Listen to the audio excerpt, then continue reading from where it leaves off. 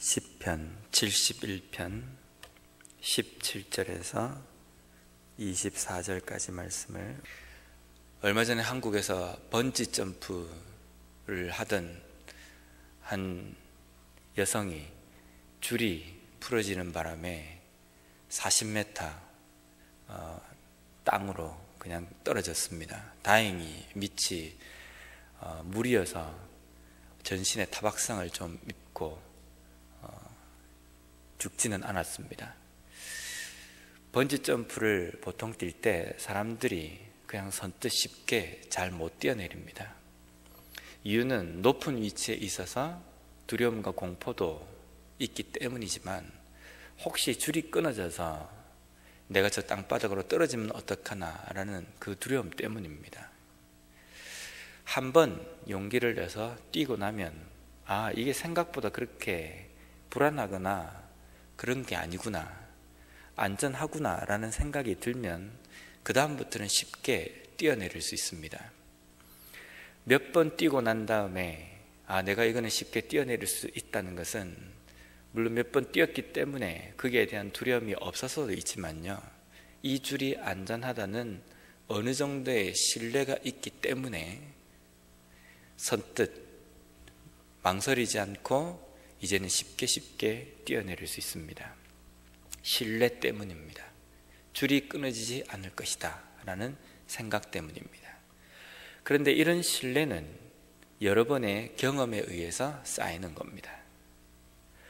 그런데 우리가 하나님을 믿는 그 믿음이라고 우리가 표현할 때에, 그 믿음에도 우리가 하나님과 관계 속에서 오랜 기간 동안에 쌓였던 그 신뢰를 바탕으로 우리가 하나님을 믿는다라고 이야기를 한다면 좀 곤란한 문제가 생깁니다. 그렇다고 한다면 우리의 삶 속에 하나님과의 나와의 관계 속에서 어떠한 신비적인 체험을 하지 않는다고 한다면 우리의 믿음이 전혀 생기지 않는 결과가 생겨버립니다. 우리가 하나님을 믿는다라는 것은요, 내가 하나님을 좀 겪어보니까 믿을 만한 대상이기 때문에 우리가 믿는 것이 아닙니다. 하나님 그 자체가 신뢰 있으신 분이기 때문에 우리가 믿는 겁니다. 하나님이 나에게 믿을 만한 어떤 행동을 하셨기 때문에 우리가 믿는 것이 아니라는 겁니다. 그렇지만 우리가 하나님을 믿는 그 믿음 가운데에 하나님께서 우리에게 때로는 확신과 체험들을 주십니다. 근데 이 체험과 이 확신은 우리가 믿음 생활을 하고 있을 때에 때때로 내 마음이 조금씩 약해지려고 할 때에 그것을 내 기억 속에서 소환시켜서 그때 하나님께서 나에게 이렇게 하셨기 때문에 내 믿음이 약해지지 말고 내가 좀 더 분발을 해야 되겠다, 이런 생각으로 그 생각들을, 그 체험과 그 경험들을 우리가 다시 한번 상기하고 다시 한번 우리가 묵상하는 겁니다. 하지만 이것이 뒤바뀌어서 이런 체험이 있기 때문에 내가 하나님을 믿는다, 이런 식으로 되어버리면 그것은 믿음이라고 할 수 없습니다. 단지 사람과 사람 사이에 있는 신뢰, 이렇게 표현할 수밖에 없습니다. 그래서 히브리서 11장 1절 2절에는 이렇게 고백하고 있습니다. 믿음은 바라는 것들의 실상이요 보이지 않는 것들의 증거니 선진들이 이로써 증거를 얻었느니라. 믿음이라는 것은 보지 못하고 바라는 것의 실상이라는 겁니다. 그것을 내 마음속에 품고 그것을 바라보는 것이 믿음이라는 겁니다. 우리가 믿는다라는 것은요, 하나님께서 우리에게 지금까지 하신 일들을 믿는 것이 아닙니다. 그것을 바탕으로 해서 지금 현재 그리고 앞으로 내 삶 속에 하나님께서 역사하실 것이라는 그것을 믿는 것이 믿음입니다.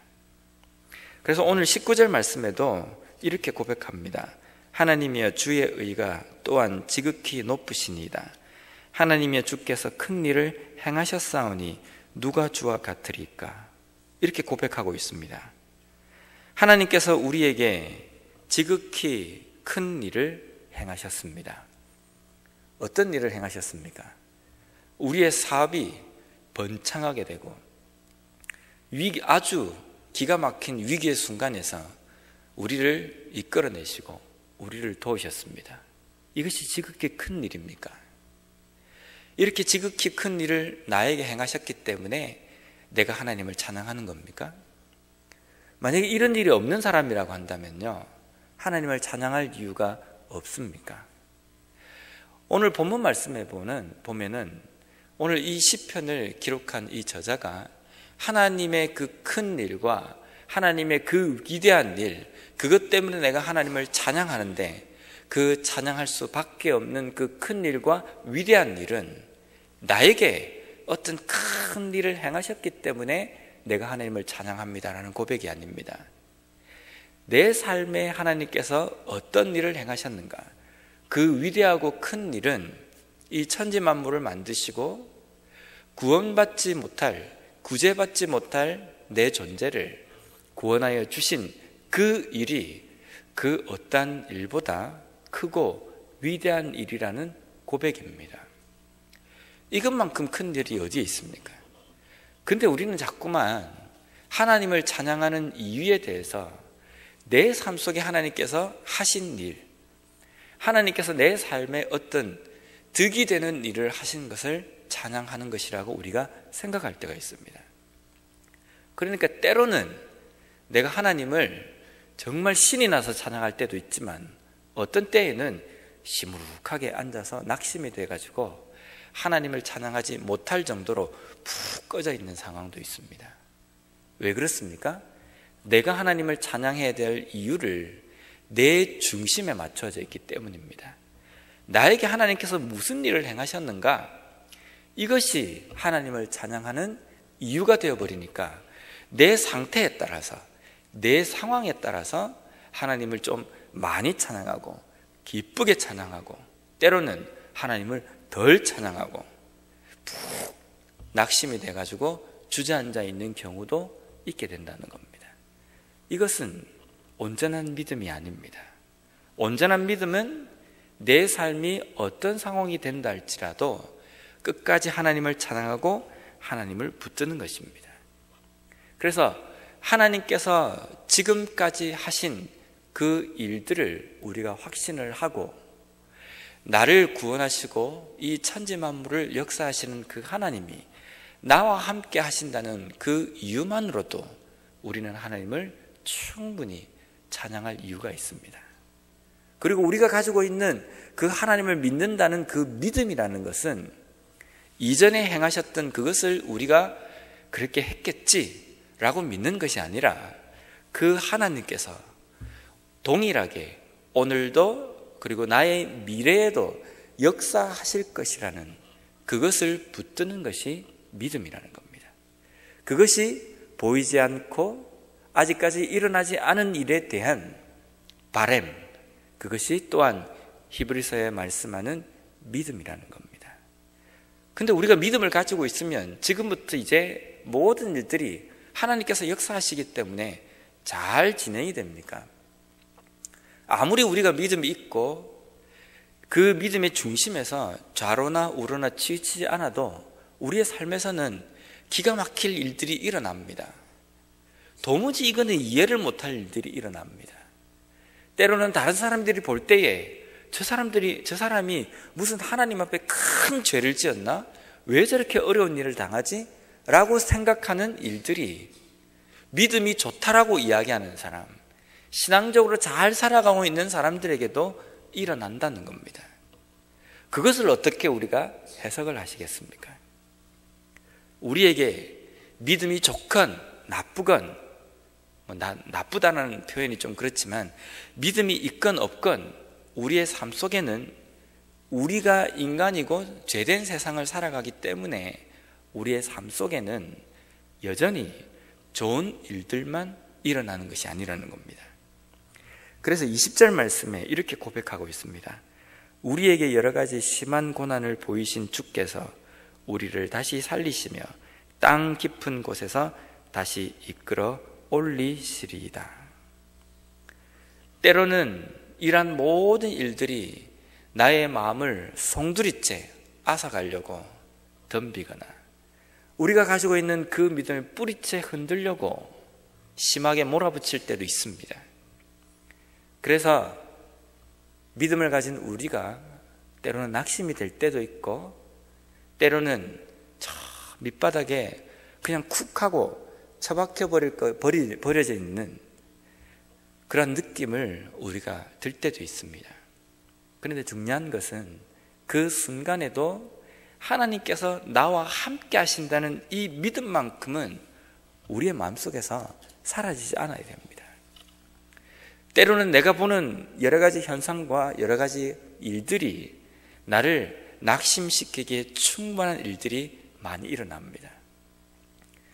때로는 신앙을 포기하고 싶을 정도의, 때때로 어떤 사람들은 이것 때문에 신앙을 포기할 만한 일들이 종종 있었던 그 일들도 우리에게 일어납니다. 이걸 내가 어떻게 감당하지? 라는 생각이 들 때도 있습니다. 그럴 때 어떤 생각을 하십니까? 그럴 때 그 어려움을 당하고 있는 나의 주변에 누가 있다고 생각합니까? 사랑하는 배우자, 사랑하는 가족들, 나를 지지해주는 여러 성도들, 그보다 더 가까이 나와 꼭 붙어 계신 분이 하나님이십니다. 기가 막힐 어려움 속에 있다 할지라도, 이건 내가 못 이길 것 같은, 이것 때문에 내가 어떻게 될 것만 같은 풍랑과 여러 가지 시험거리가 있다 할지라도 그 가운데에 하나님이 나와 함께 하신다는 것, 그것을 볼 수 있는 것이 믿음입니다. 이걸 보지 못하면 과연 내가 믿음이 있는 것인가 없는 것인가 다시 한번 점검을 해야 합니다. 우리에게 어떤 일이 일어나도 변하지 않는 것은 선택하신 백성인 나에게 하나님께서 함께 하신다는 그것입니다. 그것은 변하지도 않을 것이고 앞으로도 쭉 진리로 남아있을 것입니다. 이것을 붙들고 나아가는 것이 진정한 믿음입니다. 계속해서 17절과 18절 말씀을 한번 보겠습니다. 하나님이여 나를 어려서부터 교훈하셨으므로 내가 지금까지 주의 귀한 일들을 전하였나이다. 하나님이여 내가 늙어 백발이 될 때에도 나를 버리지 마시며 내가 주의 힘을 후대에 전하고 주의 능력을 장래의 모든 사람에게 전하기까지 나를 버리지 마소서. 이 17절과 18절 말씀을 쭉 읽어보면요, 하나님께서 우리를 버리실 것 같은, 그래서 이 시편을 기록한 저자가 하나님 제발 저 좀 버리지 마십시오 이렇게 고백하는 것처럼 보입니다. 근데 이것은요, 좀 이렇게 쉽게 직설적으로 우리가 의역해서 표현하면, 하나님 내 신앙이 내 목숨이 다하는 그때까지 변하지 않고 끝까지 변함이 없이 마지막까지 꼴이 날 수 있도록 하나님 저를 좀 붙들어 주십시오 라는 고백입니다. 우리의 믿음을 종종 운동 경기에 우리가 비유를 합니다. 그 운동 경기 중에서도 달리기에 우리가 비유를 합니다. 달리기는 단거리와 장거리가 있습니다. 이 단거리는 스타트를 어떻게 하느냐부터 해서 초장에 이 레이스를 어떻게 끌고 나가느냐가 승패의 관건이 되기도 합니다. 물론 마지막까지 잘 달려야 되지만 스타트를 0몇 초까지 누가 빨리 했느냐, 이것도 승부의 관건이 되기도 합니다. 근데 장거리 경주는 다릅니다. 장거리 경주는 초장이 잘 뛰었다고 해서 마지막 골이 날 때까지 이 사람이 1등으로 달릴 수 있는 게 아닙니다. 스타트가 좀 빨랐다고 해서 이 사람이 승리에 어떤 영향을 미치는 것이 아닙니다. 장거리 경주는 마지막 골인 지점까지 지치지 않고 끝까지 잘 달리는 것이 승리의 관건입니다. 처음에는 달릴 때 보니까 저 사람이 1등 할 것 같다라는 생각이 들 때, 종종 마라톤 경기를 보면요, 초장부터 치고 나오는 선수들이 있습니다. 보면은 저 나라는 마라톤을 잘하는 사람이 없는데 그 사람이 치고 나올 때 저 사람이 1등 할 것 같습니다. 근데 반면에 우리가 기대했던 기대주가 치고 나오지 않으면, 얼굴도 잘 보이지 않으면, 초장에 보이지 않으면 이번에는 훈련 잘 못했는가? 이런 생각이 들 때가 있습니다. 근데 마라톤 경기를 쭉 끝까지 하고 보면 처음에 뛰었던 그 선수는, 초장에 치고 나왔던 선수는 어디 갔는지 보이지 않습니다. 근데 초장에 어디 갔는지 보이지 않던 기대주가 마지막에 꼬린 지점에서 상위권에 들 때를 우리가 종종 봅니다. 그것이 장거리 견주입니다. 우리의 믿음 생활이 장거리 경주라고 이야기합니다. 그렇다고 한다면 이 장거리 경주인 이 믿음을 마지막에 승리했다라고 우리가 표현하고 그렇게 이야기할 수 있는 경우가 어떤 경우입니까? 물론 지금 내가 열심히 잘 달리고 있는 것도 승리한 것입니다. 근데 최종적으로 승리라는 그 도장을 받는 것은 꼬린 지점에 승리자로서 입성할 때, 들어갈 때에 우리는 그 선수를, 그 사람을 승리한 사람이다, 경주에서 승리한 사람이라고 우리가 표현하는 겁니다. 아무리 중간에 잘 달려도 마지막에 꼬린 지점에서 뒤쳐져 버리면요, 그 사람은 이긴 사람이라고 표현하지 않습니다. 우리의 믿음도 잘 생각해야 됩니다. 극단적으로 표현하면 마지막에 하나님 앞에 섰을 때에 하나님께서 우리를 어떻게 판결하시고 그 상황에서 내 믿음이 어떤 상태이냐에 따라서 하나님에게 어떤 상을 받을 것인가가 결정되어진다는 겁니다. 우리의 믿음에는요, 좀 어떤 극단적인 표현일지 모르지만 정상참작이라는 게 없습니다. 너가 인생 가운데 잘 살았기 때문에 지금 결과는 믿음을 버렸다 할지라도 어려서부터 지금까지, 죽기 전까지, 죽기 몇 년 전까지 신앙생활을 잘 했기 때문에 마지막에 너가 하나님을 버렸다 할지라도 정상참작이 좀 될 것이다, 이런 것이 아니라는 겁니다. 만약에 정상참작이 된다고 한다면 우리가 잘 알고 있는 마지막에 십자가상에서 예수님 옆에 함께 못 박혔던 강도를 우리는 기억합니다. 그 강도는 평생을 악하게 살았던 사람입니다. 어떤 악한 짓을 했길래 강도가 최고형인 십자가에 못 박혀 죽는 형을 받았습니다. 아주 강도도 이만저만 강도가 아니라 심한 강도였기 때문입니다. 그런데 그 강도가 마지막 죽는 그 직전에 예수님을 영접했습니다. 정상참작이라는 것이 우리의 믿음 가운데 있다고 한다면 그때 예수님께서 이런 말씀을 하셔야 됩니다. 그래, 네가 나를 영접해서 그 천국의 소망을 갖는 것 좋다. 그런데 너가 일생 동안 너무했다. 너무 네가 악한 일을 했기 때문에 지금에 있는 이 신앙 고백으로 천국에 들어가기는 조금 곤란하다. 적어도 네가 몇 년 전부터는 네가 믿었어야 되는데 지금 이 순간 가지고는 네가 천국 들어가기는 조금 어렵다. 이렇게 결판을 내리셔야 되는 겁니다.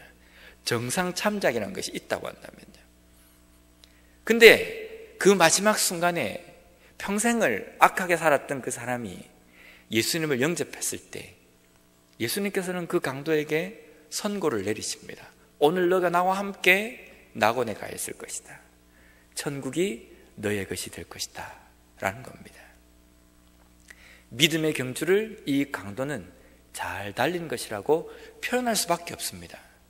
우리가 생각할 때에는 좀 너무했다라고 생각하지만 그것이 하나님께서 우리에게 가르쳐 주신 믿음, 그리고 믿음의 그 경주입니다.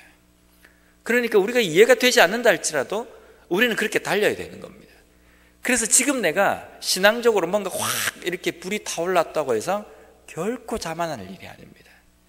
지금 내가 믿음적으로 뭔가 잘 되고 잘 살아가고 있다고 생각해서 그것으로 내가 만족해서 그냥 살아버리고 내 믿음에 대해서 별로 그렇게 신경을 쓰지 않는다고 한다면 점점 그 믿음이 바닥으로 쳐서 나중에는 어떻게 될지 우리가 보장할 수 없는 그런 삶을 살 수가 있다는 겁니다. 그래서 지금 내가 있는 나의 이 믿음도 여전히 부족함을 깨닫고 마지막 내 생명이 다하는 그날까지, 하나님 앞에 서는 그날까지 이 믿음의 경주를 잘 달려가기 위해서 끊임없이 오늘 이 시편 말씀처럼 기도를 해야 됩니다. 내가 어려서부터 하나님의 말씀을 듣고 또 가르치고 전도했습니다. 전하는 삶을 살았습니다. 그 말씀대로 내가 살려고 노력했습니다.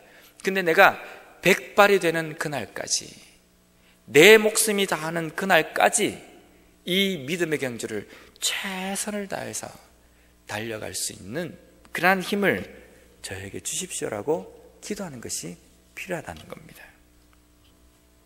내 믿음이 마지막 날까지 지금에 있는, 소위 우리가 내가 잘 믿고 있다고 생각하는 이 상태로 가기 위해서는 끊임없이 우리 자신을 깎고 하나님 앞에 내려놓고 해결 안 받는 그러한 작업이 매일매일 삶 속에서 일어나야 된다는 겁니다. 오늘 말씀을 요약을 하겠습니다. 하나님은 우리 편이십니다. 내 편이십니다. 내가 모태에서부터 조성되기 전부터 우리를 아시고 우리를 택하시고 우리를 인도하셨습니다. 그 인도함을 받는 우리에게 여전히 어려움과 환난과 시험거리들이 질비해 있고 일어날 수 있습니다. 하지만 그 가운데에서도 우리가 꼭 붙들어야 될 것은 나와 함께 하시는 하나님이 나와 가장 가까운 곳에 함께 하신다는 그것입니다. 또한 우리의 믿음은 장거리 경주입니다. 오늘 하고 말 것이 아니라 내가 목숨이 언제 끝날지 모르지만 그때까지 잘 달려야 하는 것이 우리의 믿음의 경주입니다. 잘 달리기 위해서 매일매일 오늘 이 시편의 말씀처럼 이 고백을 해야 합니다. 어려서부터 내가 가지고 있는 이 믿음이 내가 백발이 될 때까지, 내 목숨이 다하는 그날까지 변하지 않고 끝까지 이 길을 달려갈 수 있는 힘을 좀 주십시오 라고 고백함으로 말미암아 내 주변에 일어나는 어떤 문제들 속에서도 우리의 믿음이 흔들리지 않고 끝까지 가야 할 길을 달려갈 수 있는 우리 자신들과 우리 교회가 되었으면 좋겠습니다.